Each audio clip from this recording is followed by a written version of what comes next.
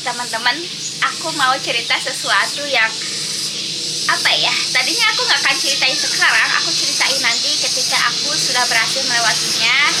Tapi aku pikir lebih baik aku cerita sekarang aja gitu kan, ketika aku sedang melewati ini gitu kan.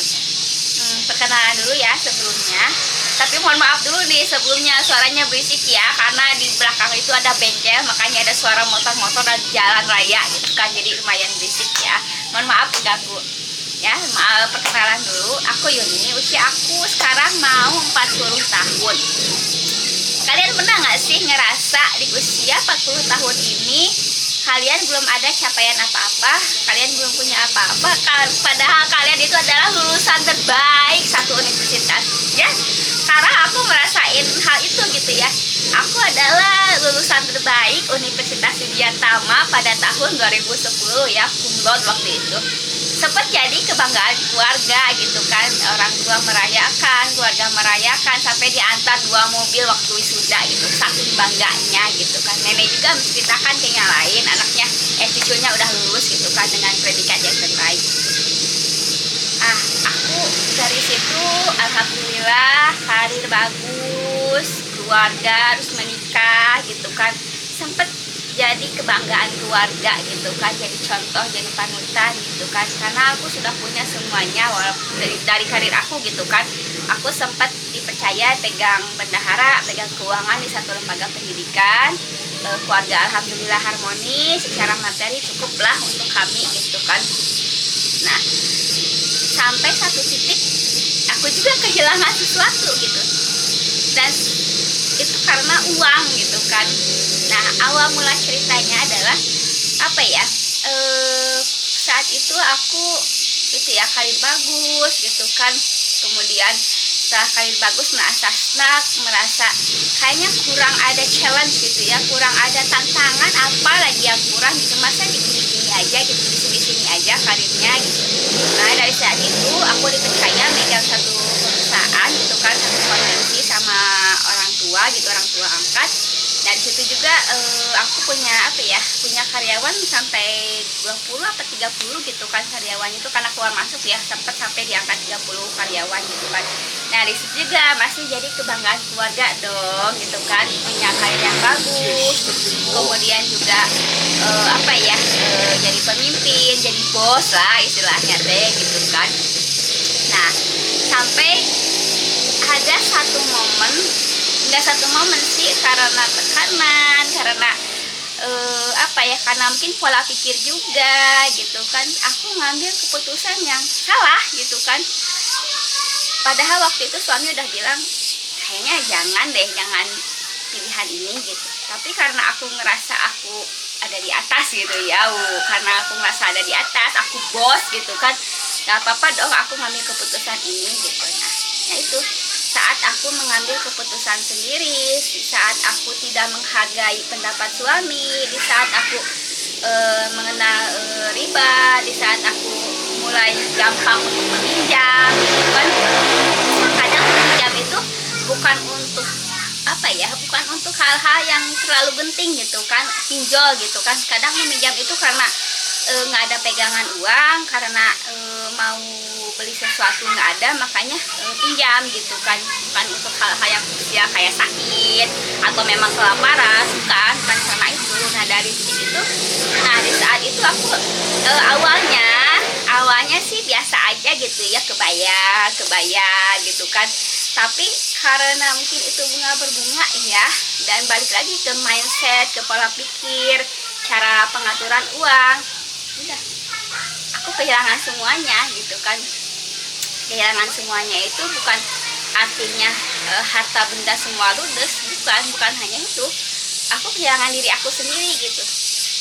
Siapa sih kamu gitu, kok sekarang kayak gini gitu, jadi los gitu, kenapa harus melakukan hal itu. Nah di saat itu yang kayak kehilangan apa ya namanya itu, jadi kayak kehilangan jati diri gitu. Nah, terus ada lagi satu apa ya, kayak misalnya satu titik balik gitu lah ya, satu titik balik yang akhirnya aku udah deh, aku nyerah gitu, give up gitu kan, udah nggak sanggup lagi gitu kan. Sampai aku berpikir gimana caranya aku untuk keluar dari lilitan-lilitan ini gitu. Bayar hutang A minjem ke B, bayar hutang B minjem ke C, bayar hutang C minjem ke D. Dan itu ada yang pinjol, ada yang riba, ada yang macam-macam lah, sampai pokoknya jumlah hutang itu malah bukan mengurangi, malah bertambah dan malah berlipat-lipat gitu kan. Selain itu, selain aku kehilangan jati diri, di saat aku merasa tadi di atas itu, aku tidak melaksanakan tugas aku sebagai istri dan ibu. Karena di saat aku megang usaha, itu aku LDRan ya. Suami karena ingin tetap bekerja di tempat kerjanya, masih di rumah kami yang lama, di rumah mertua, dan aku juga pindah rumah ke dekat usaha gitu kan. Jadi kita LDRan. Nah di situ aku bukan bukan kehilangan uang aja, tapi kehilangan hubungan keluarga gitu kan. Ada sesuatu yang hilang gitu kan, rutinitas harian bersama anak dan suami hilang gitu. Anak aku 2 gitu, yang satu ikut suami, yang satu ikut aku gitu. Bukan kita pisah, kita hanya LDR gitu kan. Nah mungkin dari situ juga, jadi yang membuat berat itu bukan hanya lilitan hutangnya, tapi LDR juga gitu. Mungkin orang lain bisa aja LDR, tapi kan setiap orang beda ya, ada yang bisa, ada yang enggak, aku nggak bisa gitu, karena itu yang membuat berat gitu. Terus ada satu titik di mana suami bilang, yaudah kita sudahi ini, kita mulai aja dari nol, ayo kita kembali lagi pulang ke rumah lama. Nah di situ ketika suami bilang itu, aku berpikir gitu kan, ada gengsi ya, ada gengsinya itu adalah idealnya itu pulang membawa kesuksesan gitu kan, idealnya gitu kan, tapi ini pulang malah membawa kehancuran gitu kan, malah membawa kegagalan, malah membawa hutang yang numpuk gitu. Tapi aku berpikir lagi, kalaupun ini diteruskan gitu kan, hutangnya akan numpuk seberapa banyak gitu. Terus juga hubungan keluarga aku gitu kan, hubungan rumah tangga aku bakal kayak gimana gitu. Jadi ya sudah, waktu itu aku memilih pulang, mungkin itu jalan yang terbaik gitu. Dan alhamdulillah memang ternyata itu adalah jalan yang terbaik gitu kan. Awalnya memang gengsi gitu kan, pulang tuh waktu itu pulang tuh mau lebaran gitu kan, mau lebaran setelah kehancuran itu, malu sebetulnya ya, ketemu sama keluarga, sampai nangis di mama, nangis di bapak gitu kan, nangis di mertua gitu kan, karena malunya gitu. Merasa gagal merasa gagal jadi anak gitu kan, merasa gagal jadi ibu, merasa gagal jadi anak gitu, karena bukannya bawa keberhasilan malah bawa hutang yang numpuk, sampai orang tua juga ikut bertanggung jawab gitu. Nah tapi poin yang pentingnya itu adalah dari kegagalan itu sampai sekarang alhamdulillah aku bisa bangkit. Aku sadar satu hal gitu, yang harus diperbaiki itu adalah bukan cuma cara nyari uangnya gitu, ternyata ini adalah cara Allah untuk memperbaiki hidup aku gitu. Kenapa? Karena untuk menjadi seseorang yang sukses dan kaya itu bukan terletak pada banyaknya uang, tetapi sukses dan kaya itu terletak pada pola pikir, mindset, hati dan pikiran kita. Kalau misalnya hati dan pikirannya sudah merasa kaya, hati dan pikirannya sudah merasa lapang, sudah merasa berlimpah, ya itu namanya kaya gitu kan. Karena rezeki itu apa yang kita makan, apa yang kita dapatkan gitu kan, dan selebihnya kalaupun Allah ngasih kelebihan ya kita bagikan gitu kan, itu namanya kelimpahan rezeki gitu.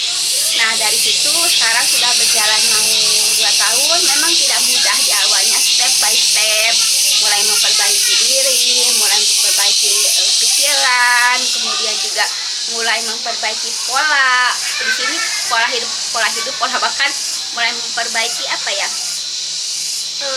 hal-hal yang kecil gitu, dimulai dari hal-hal yang kecil, kayak misalnya dulu aku dikasih uang sama suami gitu kan, kasih uang sama suami, kok dikasih uangnya cuma segini gitu kan, ini mana cukup gitu kan, buat apa, kayaknya aku harus nutupin kekurangan ini gitu. Tapi sekarang yang coba aku rubah dalam diri aku itu, ketika suami memberikan uang, alhamdulillah ya Allah, suami masih mampu memberikan aku uang gitu kan. Ya Allah, tambahkan rezeki ini. Aku yakin kalau misalnya rezeki itu akan datang tepat pada waktunya, pada waktu yang pas. Nah itu yang salah satu pola pikir yang aku rubah ya. Dan alhamdulillah selama aku belum menghasilkan gitu kan, selama aku jadi ibu rumah tangga biasa aja, ngurus anak karena punya bayi gitu, ngurus rumah gitu kan, kebutuhan aku alhamdulillah tercukupi gitu kan, untuk makan, untuk kebutuhan anak-anak gitu alhamdulillah tercukupi ya. Walaupun hutang-hutang kita belum semuanya terbayar, tapi apa ya, keleluasaan itu gitu kan, keberlimpahan itu nyata adanya gitu kan. Yang pertama Allah sembuhkan itu bukan adanya uang gitu, tetapi yang pertama Allah sembuhkan itu adalah hati dan pikirannya gitu. Ketika hati tenang, pikiran terbuka, alhamdulillah jalan-jalan itu sebetulnya mulai terbuka. Tinggal kita nunggu aja Allah mau kasih kapan ke kita gitu kan, karena itu kan di luar kehendak kita ya. Tetapi ketika jalan-jalan, oh ada peluang ini A, ada peluang B, ada peluang C, kan itu rezeki gitu kan. Nah itu yang kadang kita nggak sadari gitu. Kadang kita itu nuntutnya adalah hasil gitu kan, ya Allah pengen uang segini gini, tapi kita kadang nggak sabar. Nah itu aku versi yang dulu gitu, karena versi yang sekarang pokoknya aku lakuin apa yang bisa aku lakuin sekarang, masalah hasilnya tergantung sama Allah gitu.